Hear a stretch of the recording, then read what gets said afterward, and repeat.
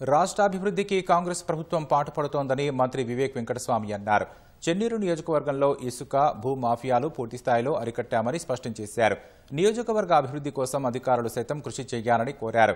మంచిర్యాల జిల్లా క్యాతనపల్లి పరిధిలోని గాంధారి వనం వద్ద 20 లక్షల రూపాయలతో open gym, RK1 dumping yard వద్ద 20 లక్షల రూపాయలతో శ్మశాన వాటిక ఏర్పాటుకు శంకుస్థాపన చేశారు.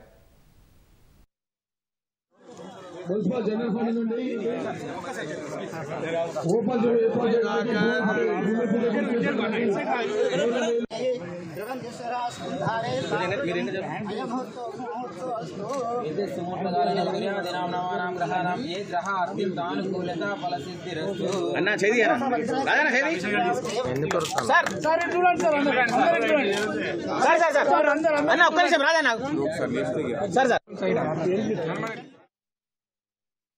మాకు ఒక జిమ్ కావాలి, మాకు అక్కడ రోడ్ నుంచి యాక్సెస్ కావాలని చెప్పి రైల్వే స్టేషన్కి ఇక్కడ అందరూ మార్నింగ్ వాకర్స్ అందరూ కూడా కోరడం జరిగింది.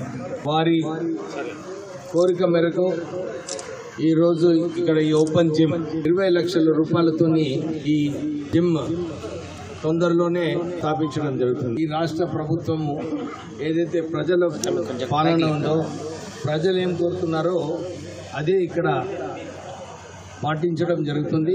నేను ఎమ్మెల్యే అయిన తర్వాత ఇక్కడ ఇసుక దందా, భూ దందా, దొడ్డు బియ్యం దందా, బియ్యం దందా, ఇవన్నీ దందాలన్నీ కూడా బంద్ చేయడం జరిగింది.